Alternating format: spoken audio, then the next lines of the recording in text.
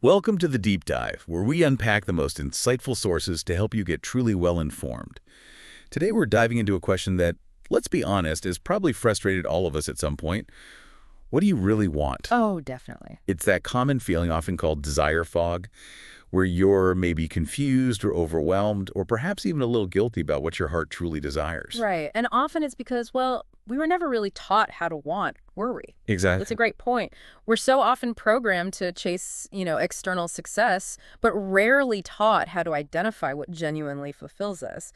So for this deep dive, we're exploring insights from Tracey Gee's acclaimed book, The Magic of Knowing What You Want. Ah, yes, I've heard good things. It's been praised as both a comprehensive toolkit and a tender guide for navigating everything from ambition to self-doubt. Really covers the spectrum. That makes so much sense. Our mission today, then, is to unpack G's practical framework for moving beyond this fog to achieve what she calls authentic alignment Authentic alignment, yeah. with your deepest desires. We'll explore why understanding your desires is so crucial, how to overcome the common obstacles that, keep us from knowing them, and then, most importantly, the practical steps to integrate those desires into a more, well, alive, authentic, and abundant life. And here's where it gets really interesting, I think. G reveals that this journey involves befriending a lost part of yourself. Befriending. Okay, yeah. It's about discovering that what you want might already be wanting you back, often in, surprising and inevitable ways. Surprising and inevitable. I like Oh. that. Intriguing. Okay, so let's really get into the heart of this problem first. Right. When Tracey Gee started asking people, what do you want? Mm-hmm. The responses were almost shockingly consistent, weren't they? They really were. Things like, I don't ask myself, or I honestly don't know, or even, I have no clue how to figure it out. It's like it's a skill we're just expected to possess, but it's rarely, cultivated. And what's fascinating here is that the people she spoke with weren't lacking in capability, not at all. Right. Quite the opposite, you said. Exactly. They were talented, brilliant individuals. They knew what they could do. They had the degrees, the impressive roles, a real desire to make a difference. But they struggled immensely with what they wanted to do. And this creates a real paradox, doesn't it? Because having endless options isn't exciting then. It's overwhelming when there's, as she puts it, nothing to help them edit, curate, or sort those opportunities. So you're just adrift. Pretty much. Stuck in a sea of possibility without a compass. That's such a keen observation. And G shares her own powerful story that illustrates this desire fog just perfectly. Yeah, her own experience is quite central to the book. After 20 years with the same organization, she decided to apply for a VP role, a 2-level jump. And surprisingly, she found herself genuinely excited about it, like a feeling she hadn't had before for other opportunities. Real excitement. But then, the devastating rejection. She didn't even get an interview. Ouch. Yeah. And that rejection it spiraled her into questioning absolutely everything. Everything. Yeah. Her long-held assumption that she'd stay there, why a male colleague with similar experience got an interview and she didn't. Even wondering if being called a hidden treasure wasn't a compliment, but maybe a polite way of saying she wasn't really being seen. Wow, that's deep. It sent her to an all-time low. She realized she needed to understand why this rejection was taking her down so hard, rather than just, immediately jumping into another job search. So it was a pause, a real pause. A necessary one, a pivotal moment for her, really, a deep dive into her own internal landscape. And it's from that deeply personal experience, that profound low, that G decided to embark on something she called the 40 Days of Desires experiment. 40 Days of Desires. She committed to doing one thing each day for 40 days for no other reason than wanting to do it. The sole parameter was sincere wanting. That sounds deceptively simple. It truly is. But the power was in that single parameter. It wasn't about achievement or productivity, none of that. It was purely about reconnection to self. Right, Yeah. wanting. And then during the first week, she had this truly pivotal moment. Ah, the dolphin story. Yes. While running at the beach on a cool, cloudy morning, she unexpectedly saw 2 dolphins up close, maybe only 15 feet away. Incredible. She describes it as sacred, almost like a divine affirmation. Yeah. It really just dissipated her lingering doubts and motivated her to see the 40 days through. Like a sign. Totally. She realized, maybe there's something here for me after all. This seemingly small, personal act became a powerful practice in knowing what I want, and exercise and intentionality. So it wasn't just about the dolphins, it was about the practice itself. Exactly. She learned to pay attention to those little sparks of desire, to hold space for them, and to engage with acceptance rather than harshness and judgment. That's key, isn't it? The acceptance part. Absolutely. This was a rehearsal, really. Building a habit of honoring her desires, not just dismissing them out of hand. And ultimately, this experiment led to a new kind of friendship with her desires. A friendship, that's a lovely way to put it. And what's so powerful about that analogy is that she says, imagine treating a friend the way we often treat our desires. Constantly criticizing, dismissing, telling them their ideas will never work or that they're superficial. Oof. Yeah, when you put it like that. Right. You realize how we alienate our own desires. The value of this experiment wasn't projective in the usual sense. It was relational. It was about reacquainting herself with a lost part of herself, like coming home to myself. Wow, like coming home. That's the real aha here, I think. Mm-hmm. Your desires aren't just things you get. They're a fundamental part of who you are. Exactly. But even when we start to pay attention, there are these common obstacles that pop up. Right. It's not always smooth sailing. Not at all. Gee shares another personal anecdote. Just being asked, so what do you want? And her internal panic. Oh, I know that feeling. Yeah. Thoughts like, what does it matter? What's even possible? What if I'm wrong? Just racing through her mind. I can definitely relate to that panicked internal voice. Mm-hmm. Gee calls these pragmatic questions that crush desires. Mm-hmm. Questions like, can this really happen? Will I just be disappointed? Isn't this totally unrealistic? They just pounce on any little spark of desire before it even has a chance to breathe. It leads to agony, really, and keeps you stuck in that holding pattern. You end up raining on your own parade, as she puts it. Yeah. The key insight here is that these fear-based questions aren't helpful analysis. They're active sabotage. They shut things down. So how do we deal with them? We can't just ignore them, can we? Yeah, you can't ignore them. So G offers this really practical, powerful, 3-step parking exercise to disarm these internal critics. Barking exercise, okay. First, specify. Just do a brain dump. Write down all the questions that come to mind when you think about a desire and how they make you feel. Get them all out. Just get it on paper. Exactly. Second, identify. Look at what you wrote and notice the categories. Are they about competency, like do I have the skills? Are they pragmatic? Is it practical? Maybe capitalistic? Will it make money? Or even permission-based? Do I deserve this? Ah, interesting. See the patterns. Yeah, see which types dominate your thinking. And finally, step 3 is park symbolically. Park symbolically. What does that mean? It means consciously releasing these questions. It could be as simple as writing them down and literally folding the page over, or maybe talking about them with someone you trust. Okay. The key is to accompany this with deep, cleansing breaths. You consciously breathe in, like oxygen for your desires, and breathe out the fear and the self-criticism. So it's a physical and mental act of creating space. Precisely. Creating space for what you truly want to emerge instead of letting those critical thoughts just block everything. Got it. That makes sense. And this kind of sets the stage for what G calls the authentic alignment pathway. It's a 4-stage process that helps you develop this essential skill of knowing what you want and actually living it out. Okay, the authentic alignment pathway, 4 stages. Let's break it down. Stage 1. Stage 1 is calibration. And this really centers on a fundamental question: what makes you come alive? Okay, what makes you come alive? Not just what you're good at. Exactly. That's the crucial distinction. It's not just about what you do well, your competency or performance, but what you do well and what you find deeply life-giving, what makes you feel great while doing it. Ah, because you can be good at something and still feel drained by it. Totally. If you only focus on what you can do, your competencies, you're basically setting yourself up for burnout down the line. Right. What's also key here is that aliveness is, as she says, highly specific and unique to each person. There's no one-size-fits-all answer. So how do you figure out your specific aliveness? She points to your own life as the most valuable primary source material. Look at what she calls peak and contrast experiences. Peak and contrast. Okay. Peak experiences are those times you felt really life-giving, joyful, energized.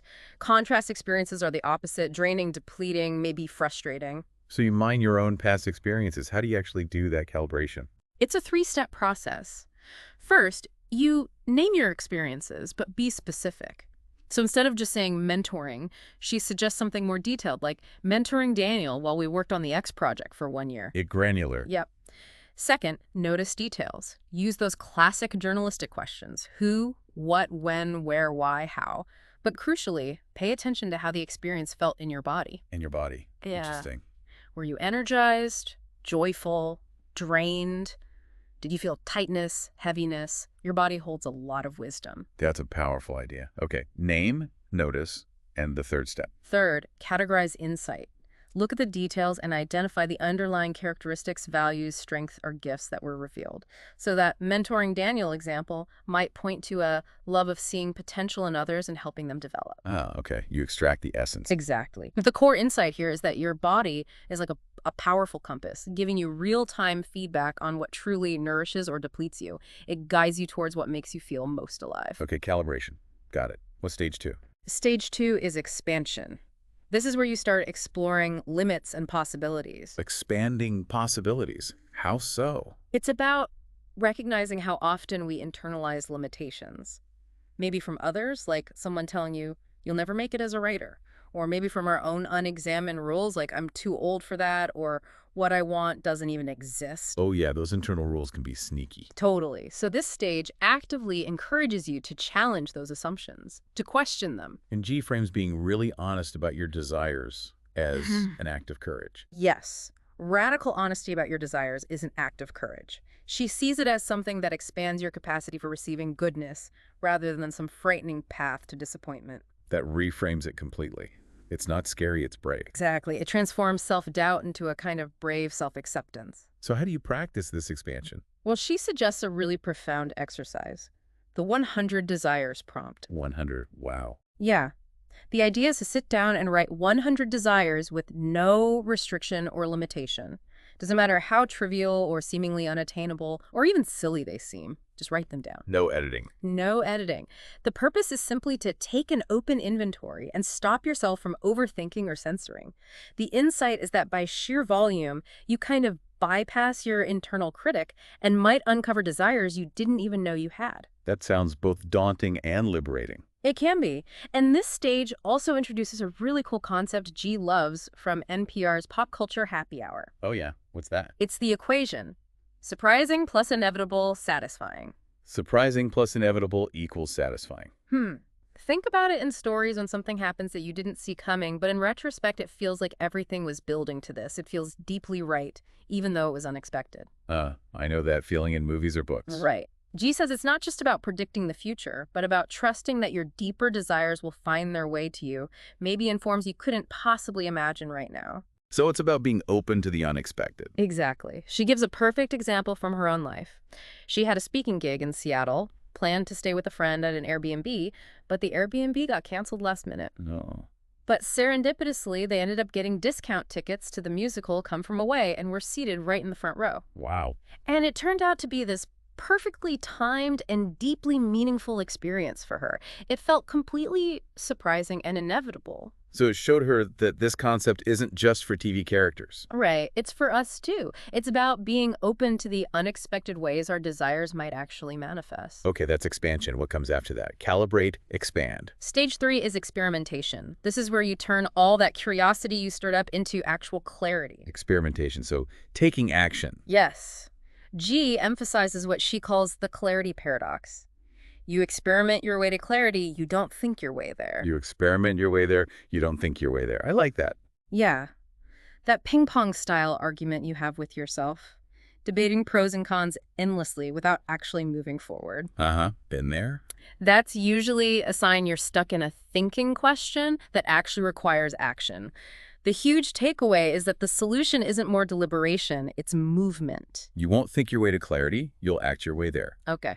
But, and this is important, that action doesn't have to be some huge, extreme, drastic thing. Right, not necessarily quitting your job tomorrow. Exactly. G uses the analogy of a financial planner. You choose your risk level for investment. You can invest something small, maybe the life equivalent of $50, not $50,000. So scale the experiment to your comfort level. Precisely. It's about taking a step, not necessarily the step. Can you give some examples of different risk levels? Sure. So low-risk experiments could be things like having a 30-minute informational interview with someone in a field you're curious about, or reading a book on a new subject, doing a focused internet search, maybe volunteering for a short project. Okay, pretty manageable. What about moderate risk? Moderate risk might involve enrolling in a certification program, doing a series of interviews, maybe changing jobs but within your current company, hiring a coach, taking a class, more commitment, more investment. Got it. And high risk. High risk would be the bigger leaps. Quitting your job, taking extended time off without pay, making a significant lifestyle change, moving to a new country or a completely different career field, maybe starting a business with significant capital. Okay, so there's a spectrum. The point is to find the right level for you to get actionable information, not just stay stuck in your head. Exactly. Actionable information is key. And another crucial principle in this experimentation stage is adopting a holistic mindset. Holistic mindset. Meaning our society often puts immense pressure on our paid jobs to meet all our desires. Our need for meaning, creativity, connection, income, everything. Yeah, that's a lot to ask of one job. It's incredibly limiting. So G suggests imagining your life with many buckets. Think about hobbies, volunteer roles, side projects, things outside your main job. Diversify your desire fulfillment. Yes. It takes the pressure off that single job and actually increases your creativity and sense of agency. That makes a lot of sense. Just to give you an example. Yeah, a really powerful one about a woman named Lisa. Lisa absolutely loved interior design, super talented at it. But through experimentation, she realized she didn't actually want it as her paid career. Okay, so what did she do? Give it up. No. Instead of just ignoring that desire, Lisa found a way to honor it. She started volunteering with a nonprofit, decorating homes for families transitioning out of homelessness. Oh, that's wonderful. Isn't it? It allowed her to use her talents in a really life-giving way without all the pressures of making it her main income.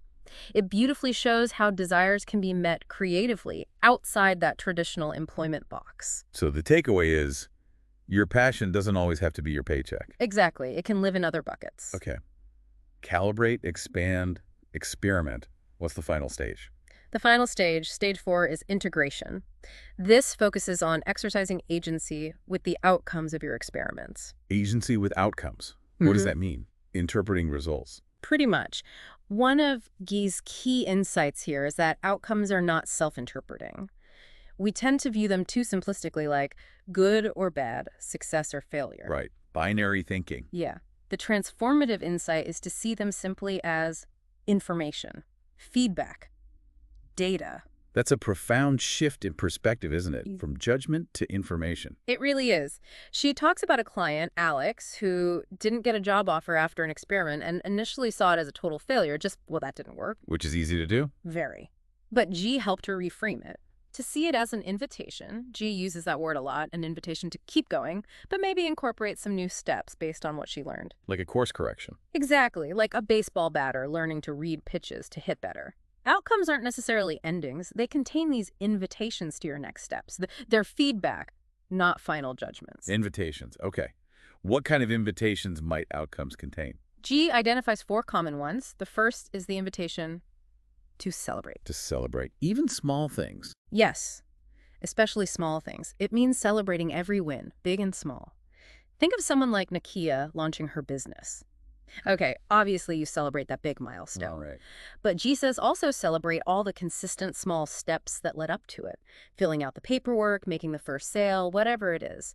This builds an abundance mindset and helps us appreciate the whole journey. Okay, celebrate more. What's the second invitation? The second is to keep going. This often comes up when your desires are still strong, but reality hasn't quite matched them yet through your experiments. So don't give up yet. Right. It means incorporating new steps, maybe trying a different experiment, and crucially, separating your core desires from a single vehicle or outcome. Like G herself with the VP job. Exactly. Her desires for impact, leadership, contribution, those were real. But the vehicle of that specific VP job wasn't the only way to fulfill them.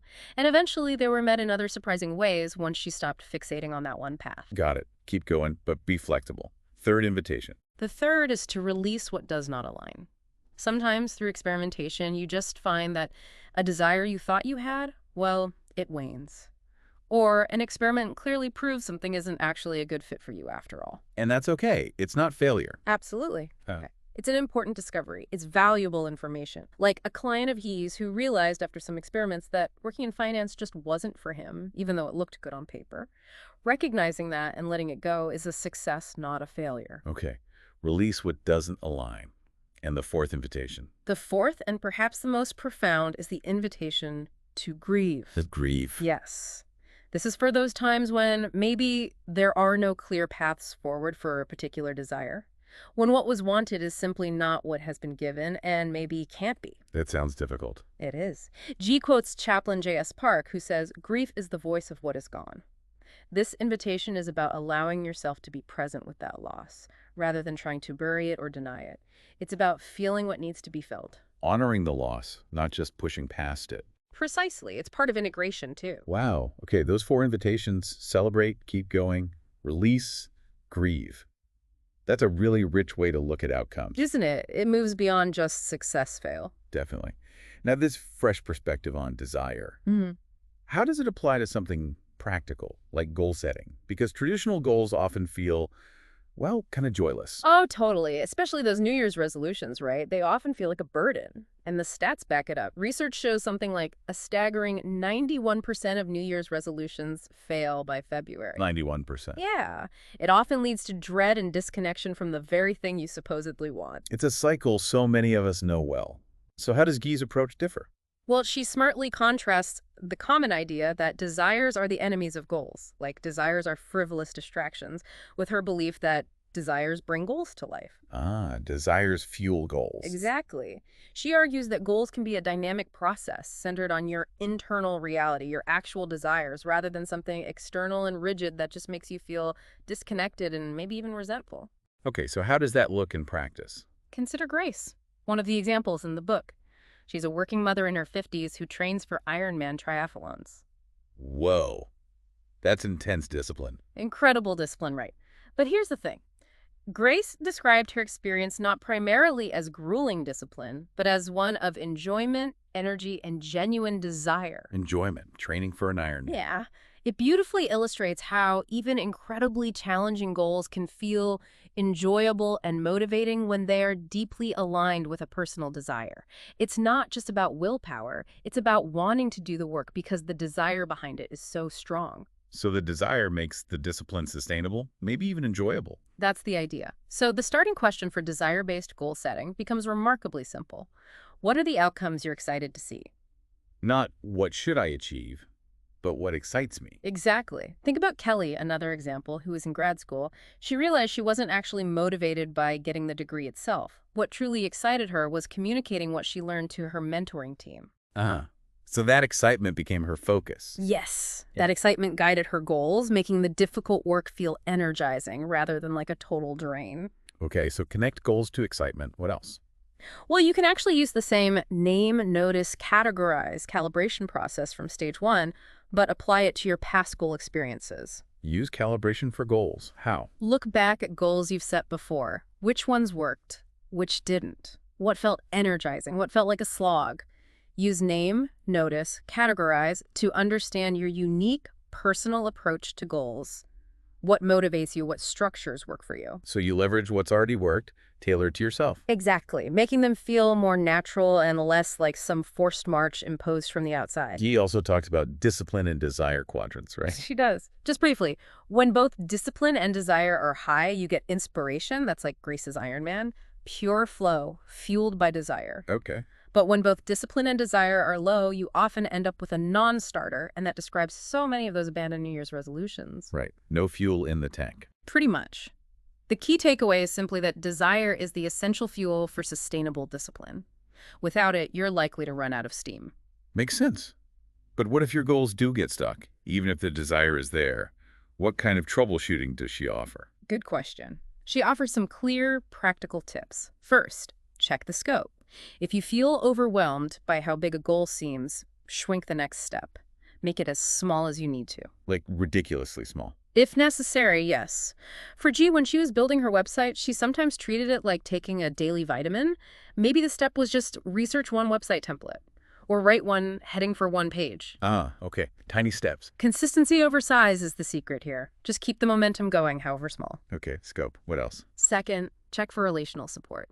If you're struggling alone, the advice is pretty straightforward. Seek help. Don't try to be a hero. Because we're wired for relationships. Exactly. We're social creatures. So maybe that means co-working with a friend, talking through an idea with a trusted confidant, or even getting specific expertise from a coach or mentor. Don't underestimate the power of connection. Right. Don't go it alone. Yeah. Any other factors? The third one is capacity.